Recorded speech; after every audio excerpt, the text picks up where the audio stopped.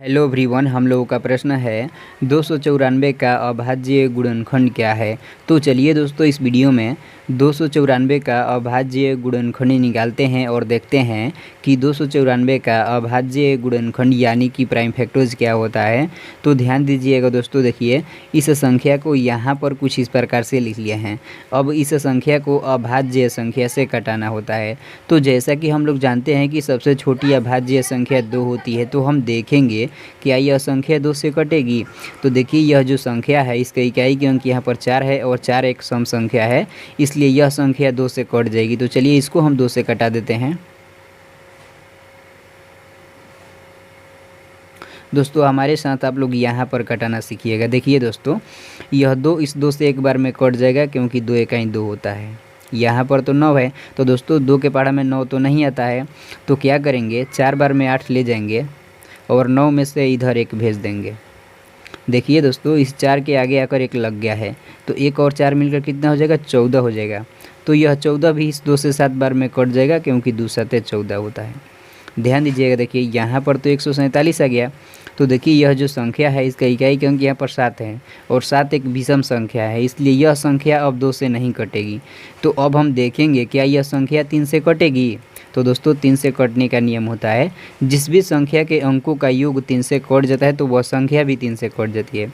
तो चलिए इस संख्या के अंकों को जोड़ते हैं और देखते हैं क्या 3 से कटता है। तो देखिए इस 1 में इस 4 को जोड़ेंगे तो 5 होगा और 5 में इस 7 को जोड़ेंगे तो 12 होगा। तो 12 जो संख्या है वह 3 से कट जाती है, इसलिए 147 यह संख्या है ना, यह भी 3 से कट जाएगी। तो चलिए इसको हम 3 से कटा देते हैं।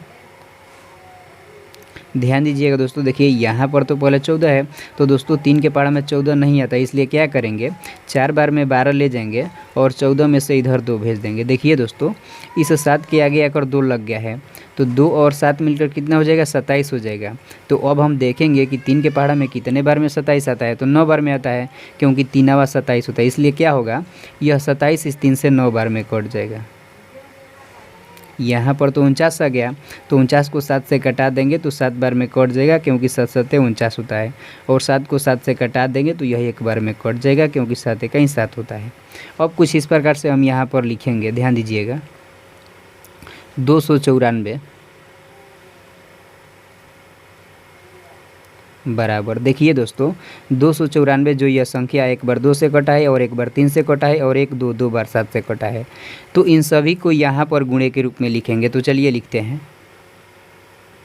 2 गुणे 3 गुणे 7 गुणे 7। तो दोस्तों जो यह आ गया ना, यही इस 294 का अभाज्य गुणनखंड यानी कि प्राइम फैक्टर्स हो गया। अब दोस्तों इसको क्या करेंगे, घातांकीय रूप में सजाकर लिख देंगे कुछ इस प्रकार से। ध्यान दीजिएगा, यहाँ पर 294 है तो 294 को इसी तरह से लिखेंगे और बराबर के चिन्ह देंगे। देखिए दोस्तों, यहाँ पर 2 एक बार है इसलिए 2 को एक बार इसी तरह से लिख देंगे और गुणा का चिन्ह देंगे। यहाँ पर 3 भी एक बार है इसलिए 3 को भी एक बार इसी तरह से लिख देंगे। यहाँ पर दोस्तों 7 2 बार है इसलिए क्या करेंगे, 7 की घात 2 लिख देंगे। तो यही दोस्तों घातांकीय रूप में हो गया। तो आई होप दोस्तों आप लोग इस वीडियो में जान गए होंगे कि 294 का अभाज्य गुणनखंड यानी कि प्राइम फैक्टर्स क्या होता है।